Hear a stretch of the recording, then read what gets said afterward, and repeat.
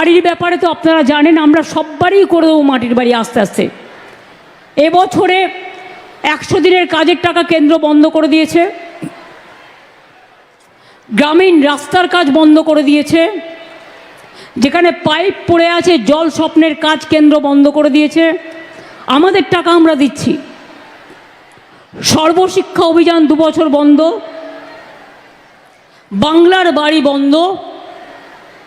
তা সত্ত্বেও মনে রাখবেন, আমরা প্রায় 47 লক্ষ মাটির বাড়ি পুনর্নির্মাণ করেছি এবং এবছরে আমরা 12 লক্ষ মাটির বাড়িকে পুনর্নির্মাণ করবার জন্য, পাকা বাড়ি করবার জন্য টাকা অলরেডি আমরা দিয়ে দিয়েছি এবং আরও 16 লক্ষ মাটির বাড়ি টাকা পাবে ডিসেম্বর মাসে এবং বাদবাকিটা পাবে জুন মাসে।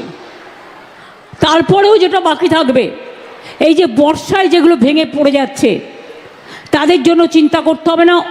সমস্ত ডিএমদের বলবো, এই বর্ষা এবং জলস্রোতে, জলের প্লাবনে যে মাটির বাড়িগুলো ভেঙে যাচ্ছে তার লিস্ট সিএসের কাছে পাঠিয়ে দিতে। এর জন্য আমরা আলাদা প্রোগ্রাম করব। এটা এই 28 লক্ষের মধ্যে সংযুক্ত নয়, এটা এক্সট্রা। তাছাড়াও মাইনরিটি ডিপার্টমেন্ট বাড়ি তৈরি করে, ট্রাইবেল ডিপার্টমেন্ট করে, মিউনিসিপ্যালিটি করে, আরবান করে, কর্পোরেশন করে। সব যদি মেলান তাহলে কিন্তু 70-75 লক্ষ বাড়ি আমাদের আমলে তৈরি করে দেওয়া হয়েছে সাধারণ মানুষকে।